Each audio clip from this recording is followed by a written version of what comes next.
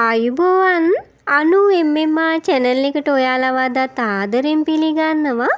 අද මම හදන්නේ රස ගුණපිරි අලු කෙසෙල් කරියක්.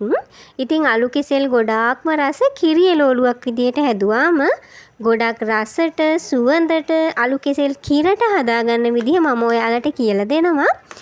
මම අද මේ කරි එක හදන්නේ අලු කෙසෙල් ගෙඩි දෙකකින්. මුලින්ම භාජනයකට වතුර ටිකක් එකතු කරලා ඒකට කහ කුඩු ස්වල්පයක් එකතු කරගන්නවා. දැන් ලුණු කැට ටිකකුත් එකතු කරලා පොඩ්ඩක් කලවම් කරගන්නවා. දැන් අලු කෙසෙල් වල පොත්ත ඉවත් කරගමු.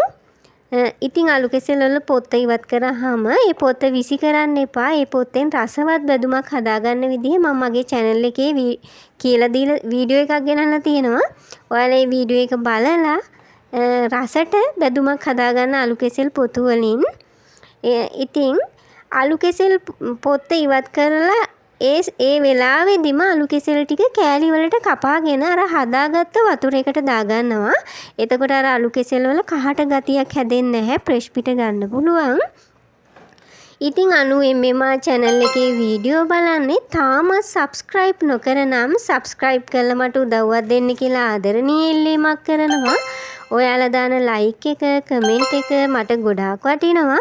ඉතින් like එකක් දාන්න comment එකක් දාන්න තව කෙනෙකුට බලන්න share කරන්නත් අමතක කරන්න එපා. දැන් කපාගත්ත අලු කෙසෙල් ටික හොඳට හොදලා භාජනයකට දාගන්නවා. දැන් කහ කුඩු තේ හැඳි කාලක් එකතු කරගන්නවා. 3-5 තේ හැඳි කාලක් එකතු කරගන්නවා. උළු හාල් තේ හැඳි භාගයක් එකතු කරගන්නවා. රස අනුව ලුණු එකතු කරගන්නවා. දැන් කපාගත්ත ලුණු ටිකක් එකතු කරගන්නවා. පොඩියට තලාගත්ත සුදු ලුණු බික් 3ක් එකතු කරගන්නවා.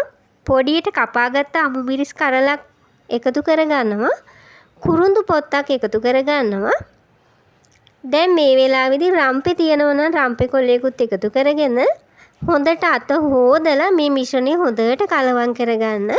ඉතින් අතින් කලවම් ඕනම එළවලුවක් උයනකොට අතින් කලවම් කරලා උයනකොට තමයි රස වැඩි. දැන් දිය කිරි ටිකකුත් එකතු කරගෙන ලිපේ තියාගෙන පියනකින් වහලා උයාගමු. අලු කෙසෙල් තරමක් තැම්බෙනකන් උයාගත්තාම ඇති. අර ගොඩාක් බෙරි වෙනකන් අලු කෙසෙල් තම්බන්න යන්න එපා. දැන් තැම්බිලා තියෙන්නේ. දැන් අවශ්‍ය ප්‍රමාණයට මිටි කිරි එකතු කරලා ඒ වෙලාවෙදිම ඔයාලා කරපිංච ටිකකුත් එකතු කරගන්න. ඊට පස්සේ කිරි ටික උතුරනකන් හැඳි ගාමින් උයා ගන්නයි තියෙන්නේ.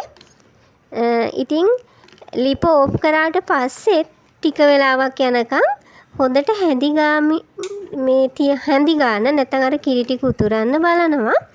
දැන් වෙනම භාජනයක් ලිපේ තියලා අබ ඇට තේ හැන්දක් එකතු කරලා බැද ගන්නවා. ඉතින් අබ ඇට බදිනකොට තෙල් එහෙම එකතු කරන්නේ නැහැ. නිකම්ම අබ ටික බැද ගන්න තියෙන්නේ. අබ ටික පුපුරාගෙන එද්දිම ලිප ඕෆ් කරන්න. ඊට පස්සේ වළඳේ රස්නෙට අබ ටික බැදෙනවා. ඊළඟට බැදගත් අබ ටික පවුඩර් එකක් විදිහට හදාගමු කුඩු කරලා. ඉතින් මේ විදිහට අලු කෙසෙල් හැදුවම පුදුම රසක් ඒ වගේම සුවඳක් තියෙන්නේ.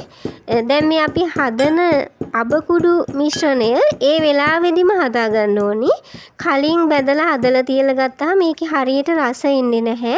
ඒ වෙලාවෙදිම මේ අබ කුඩු එක හදලා මේ කරියකට එකතු කරොත් මේ කරියගේ නියම රස සහ සුවඳ ගන්න පුළුවන්. දැන් හදාගත්ත අබ කුඩු ටික හොඳට ඉහ ගන්නවා. හොඳට මේ හැම තැනටම යන විදිහට මිශ්‍ර කරගන්නවා, එකතු කරගන්නවා. ඊට පස්සේ විනාඩි 3-4ක් යනකම් මතක තියාගන්න මේ අබ කුඩු ටික එකතු කරන්නේ කරි එකේ රස්නේ තියෙද්දිමයි. ඒ වෙලාවෙදිම එකතු කරලා විනාඩි 3-4ක් යනකම් පියනකින් වහලා තියාගන්නවා.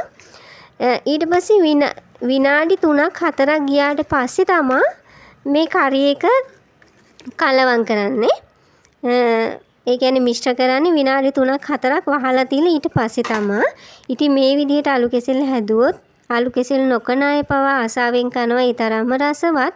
ඉතින් වීඩියෝ එක හොඳ නම් like එකක් දාන්න, comment එකක් දාන්න, තව කෙනෙකුට බලන්න share කරන්නත් අමතක කරන්න එපා. නැවත හමු වනතුරු පරිස්සමින් සතුටින් ඉන්න.